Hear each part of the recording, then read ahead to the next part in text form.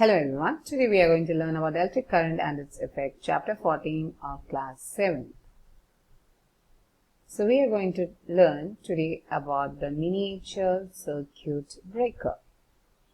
Usually we have learned about the fuse. So a fuse, when we are using, it will break down the excessive current which is entering into our houses, thereby making the circuit open, and thus the damage by the excessive amount of current can be prevented. But the drawback is we cannot use this fuse again. So for that we have MCB, which on other hand is a switch which turns off automatically when excessive amount of current or overload occur. So once the problem has been rectified, once the tide of current has been prevented from flowing into the house, what happened? We can again move it on position, and the circuit, the current can easily flow through it, making the circuit complete, and we can get the current to all our devices. So there is no need for changing of the wire of the fuses. So this is the diagram of the miniature circuit breaker. Electromagnet: when an electric current flows through a wire, the wire behaves like magnet. This is known as the magnetic effect of electric current, and it was discovered by Hans Christian Ørsted. When an electric current flows through a wire which is wound over an iron bar, it behaves like a magnet, and this is the electromagnetic effect, and it is formed due to the magnetic effect which has been created by the electric current. We have learned the heating effect of electric current. Now this is another one which is called the magnetic effect of electric current. So electromagnet could be used in the toys, in the industries, bell, crane, maglev train, etc. Usually the cranes, which can be used for separating magnetic materials from the junk, or to lift cars or heavy objects. Similarly, it is used extensively by the ophthalmologist or the eye doctor. They use the electromagnet to remove the tiny metallic materials which has fallen into the eye accidentally. So once again, what is electromagnet? Every magnetic material has a magnetic field which influences its magnetism. So a magnet whose magnetic field is generated with the help of electric current is called electromagnet. Electromagnet is formed because of the magnetic effect of electric current. We are going to learn about the structure of the electric bell and its function. So first learn about the different parts of the electric bell. First part we are going to learn the components is a coil of wire over a iron piece that act as an electromagnet when current passes through it. There is a iron strip or soft iron armature is here, which has a hammer which is attached to it and joined by the wire of coil of wire. A contact screw which attached to the iron strip, a battery which is again connected to the coil of wire and a contact screw, and there is a switch in the middle of the circuit. How does the electric bell work?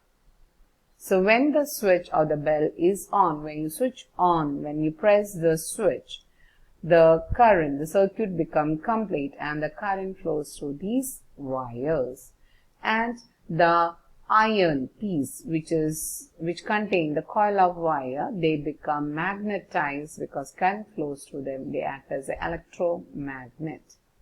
As a result of this, iron piece attract the hammer towards itself, and the hammer thus hits the bell and sound is produced. As the hammer moves towards the iron piece, it moves away from the contact screw which breaks down the circuit. As the circuit is broken down, the wire coil stops receiving any current, which makes the electromagnet lose its magnetic effect, and the hammer falls back to its original position. Then as the hammer fall back to the iron strip again come in contact with the contact screw, the circuit get completed, and this again the same process is repeated, and which causes a continuous ringing of the bell. So once we have learned the different process, how it is occurring, different components of electric bell, let's explain this with the diagram. So this is the gong, this is a hammer, this is a soft iron armature, this is a contact screw, this is a wire, and here is a battery, this is a switch which you press, this is a wire which is coiled around the iron piece.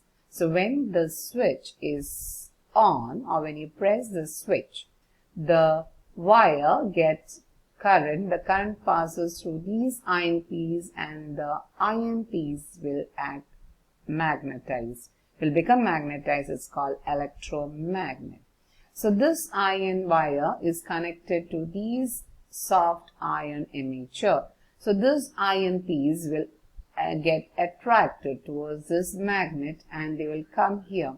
Once they are coming here, you can see this hammer goes on hitting the gong. But once this iron piece is moving towards the electromagnet, it separates from the contact screw. So it loses its effect. Magnetic effect is lost. And again, once again, this soft iron armature will come and attach to the contact screw. So when again you are switching the press, when you press the button again, the whole process is repeated.